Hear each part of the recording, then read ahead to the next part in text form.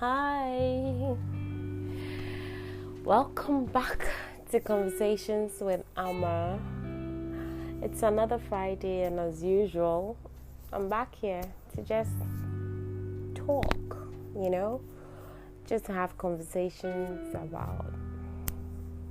Initially, when I started this podcast, I was just going to talk about things that I enjoy talking about, doing, and having fun and all of that. But I decided to start with abuse, which was a big part of my life. And then the aim is to educate. Now, my biggest, takeaway from doing this podcast has been, you don't know when you need something. You don't realize that even you yourself need that knowledge. And for me, this podcast is just to share the knowledge, to guide us so we don't say the wrong things. Even people in abusive relationships sometimes don't know how to navigate these relationships because they don't know, And when it comes to abuse, for abusers, I would say 99% of the time, they never admit that they are wrong and they don't want to make a change. Unfortunately, it is victims who have to deal with the consequences and effects of what the abuse has done to them. A lot of people don't realize that abuse strips you of a lot of things: your dignity, yourself, your voice in terms of your point of view, financially, emotionally, mentally. And you sometimes become so, you hear the words of your abuser, so it dictates a lot of your choices. And so today I didn't actually do any research or prepare for this because I just wanted to speak from the point of view of why I continued to do this podcast and to continually speak about abuse. Now, if this is the first time you've ever come me on this podcast, my name is Amma, MFR, Tinkerbell, Doris, Mommy, Emmy, M. I mean, look, depending on the kind of relationship I have with you and the circumstances under which we met, you're definitely born to call me by one of these names. But whatever you call me, I'm one and the same. I am the embodiment of all these names, And so I'd like to say thank you for joining me, and let's have this discussion. I don't know which direction it's going to take because I'm just going to go with the flow, and we'll see what happens as it goes. So, why did I start a podcast? I started a podcast because it has always been my dream. I love to talk to people. I love to share what I have learned, observed, studied, and then just talk about it, have fun with it, and just put it out there. Maybe in the future I might get a show. You never know. But yes, that's what I wanted to do. But then one of the things that has always been on my heart has been to talk about domestic abuse, the different types, the forms that it takes, and how it affects the victims. Because you see, when we say domestic abuse, typically the first thing that comes to mind is seeing someone who's been beaten, swollen lips or eyes or ears, a broken limb, something, or someone who's gone to the extreme end of actually killing their spouse, or how do you even put it, destroying a feature on their face or their body, because like throwing acid on them because they felt slighted by them. Now, what a lot of people say that gets me is, oh, why didn't they leave? Why didn't they? When someone is with someone, their partner, be it male or female, they love the person. They made a choice to be in a relationship with the person until they come to the realization that the relationship is damaging and toxic. If they have not been educated with regard to understanding that it is domestic abuse, it just becomes part of their lives. They fight, they make up. They fight, they make up. Oh, don't talk about your relationship to third parties. Don't do that. You've got to talk to your partner about it. But when the partner is the one constantly causing the pain, refusing to accept by gaslighting, stonewalling. Listen, let's put gaslighting on the burner for now because we've talked about it several times. Stonewalling. You have a partner. They are hurting you constantly. You're speaking about it. They listen to you and they tell you are crazy. You don't want to accept correction. Change your attitude or your ways. Do as they say. And then fix yourself, because there's absolutely nothing wrong with them. They cannot even hear you in that regard. They're just stonewalling you. So you become more and more damaged, hurt, just confused. And the one thing that I want to tell you, if you're in such a situation, is that love doesn't leave you confused. Love listens. Love cares. Love wants to make the environment better so you can have a good memory and experience. So if love is not listening, is not prepared to change, continually does that, that's not love. Did you hear what I said? I said if love, because we're operating under the assumption that your partner loves you and wants to make the best choices and decisions that will create an enabling environment for your relationship to thrive. So if love, right, cares and is listening, love will hear the pain, the hurt, and the emotions. If it was coming from a place where they didn't even realize that was what was causing the pain, then they will make adjustments. You get what I mean? But when love is not listening, love is not making any adjustments. Love is telling you, listen, I am perfectly all right. You are the problem. Everything you do is fraught with mistakes and things that cause problems. That's not love. Do not be deceived. That is a self-centered, egoistic human being who's just looking out for someone to control. Because when you care about someone, you hear them. You get me? And so this is why I wanted to talk about abuse, because it's not just seeing someone hit someone or anything. It's a whole lot more than that. And so I'm going to say that don't ask someone why didn't they leave. Why do abusive people abuse people? It's just control. If they grew up seeing their parents or a partner, be it male or female, abusing their other spouse, they knew how their parent felt. They understood that it wasn't nice. And so why would they do that? They just pick it up and they do it because they can. That's just basically what it is, because they might have gone married to an empath or a sweet soul who lets things go, who will just,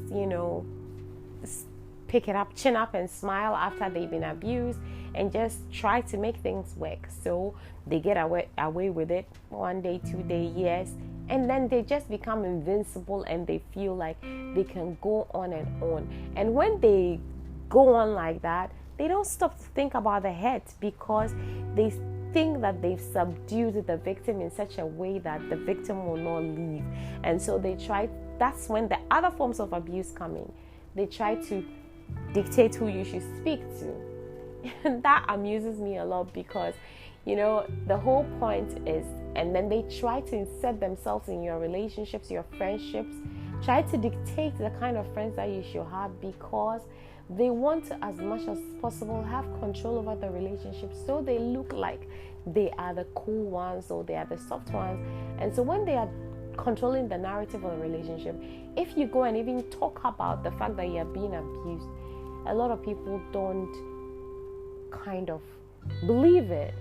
But what friends, family, clergy, pastor, counselors need to understand is, until you be married to the person, you cannot tell the victim what their reality of marriage is. Until you've been in their shoes, you cannot tell them what the reality of their marriage is. So when someone comes to you with an abusive situation, first of all, validate them. Let them understand and know that this is not normal. This is not right. Don't tell them to go and pray. Don't tell them what will make you stronger. What won't kill you will make you stronger. No toxic positivity codes. At this point, let me tell you, they are going through shame. They are going through guilt. The very fact that it's a dehumanizing experience, and they have had to tell someone to actually reassure them that, no, you're not crazy. This is absurd. In itself is humiliating. So imagine a victim dealing with all of this load coming to you, and you're telling them, have you prayed enough? Do you make sure they have food? Are you loving enough? Be nice to them. Isn't that the first thing that they would do when this is happening? Because you see, when the abuse is happening, the first thing that the victim is trying to do is to make sure that anything that is their fault, they are fixing. You get me? But the abuser thrives on the fact that they can destabilize. So every time that the victim makes an effort, they shift the goalpost.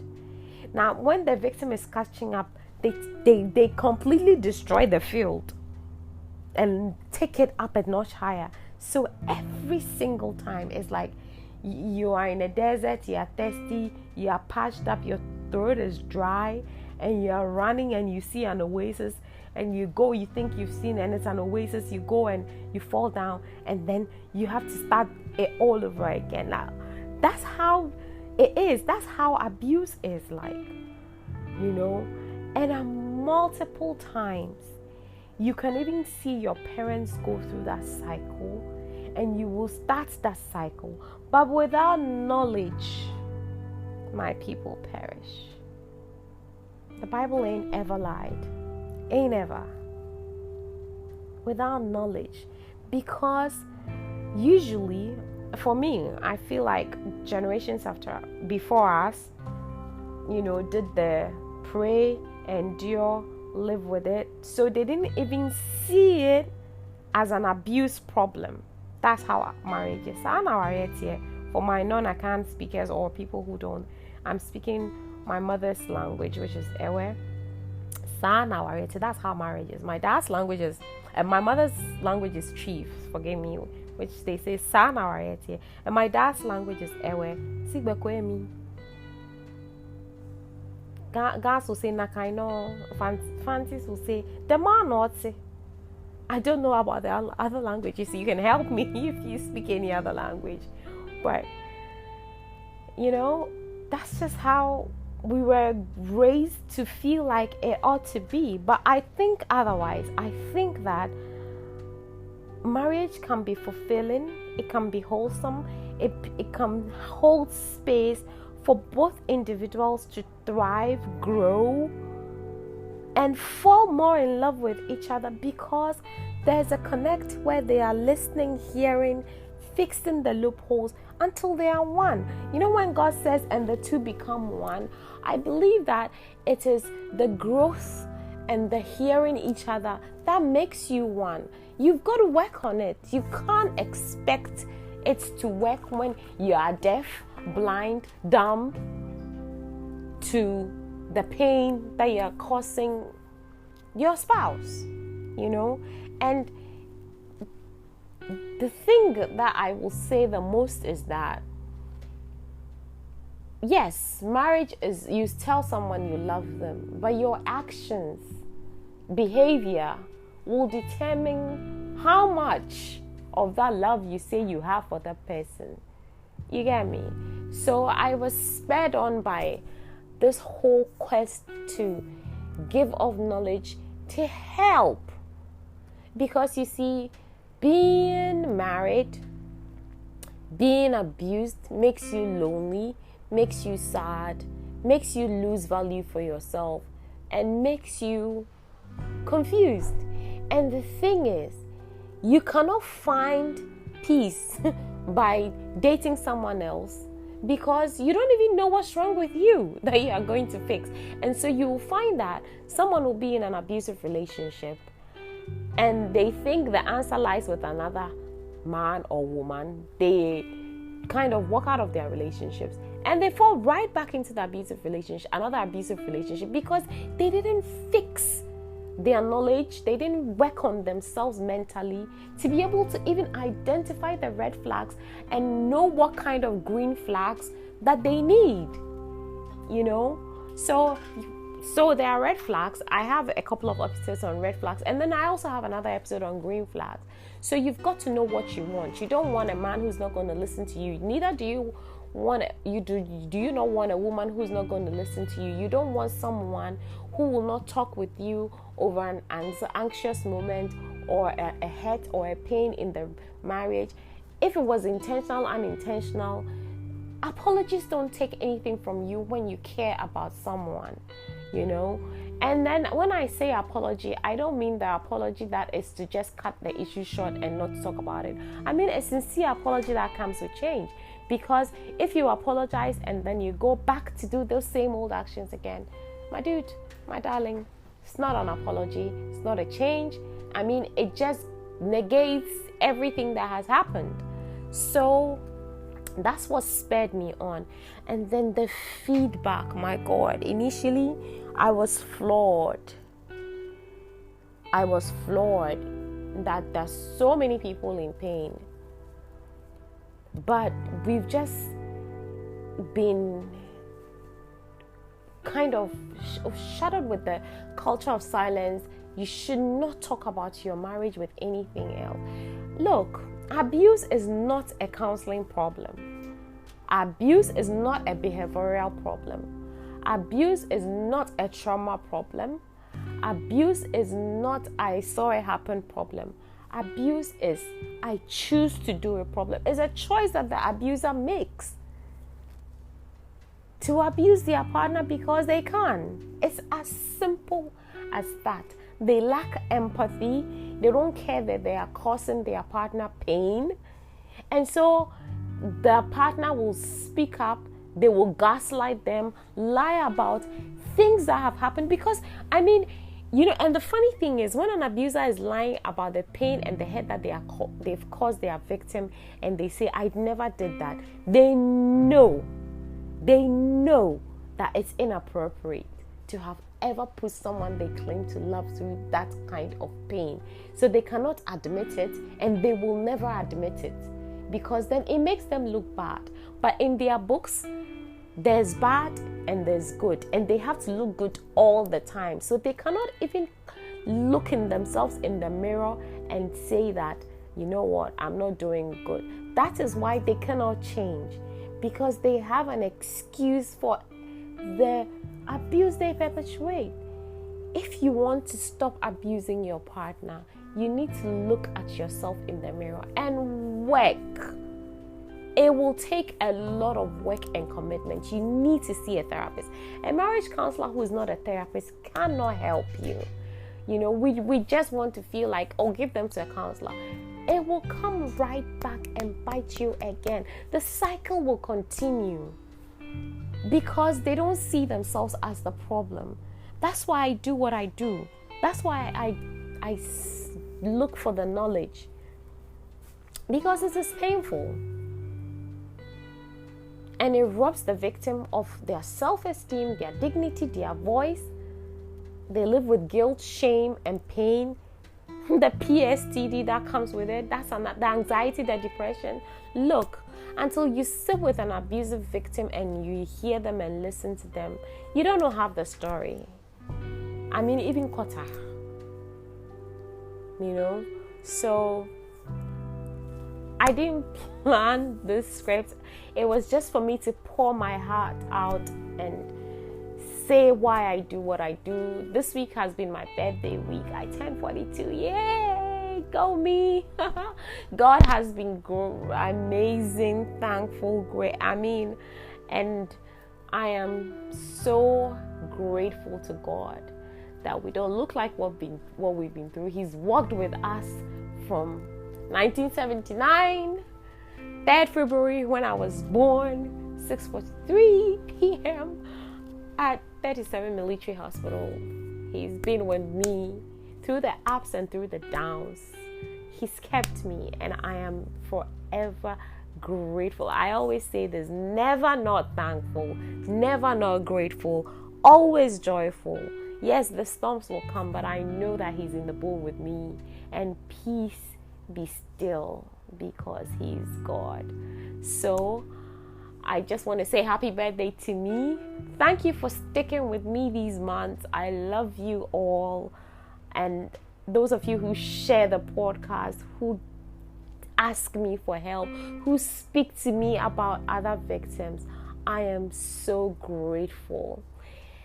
I'm looking forward to the day where this podcast will grow to the extent where we'll have therapists and all the people that can help come on, and then we'll have a community, because the one thing that also keeps you going is a strong community, a strong support system, and the fact that you are loved, cared for, and worthy.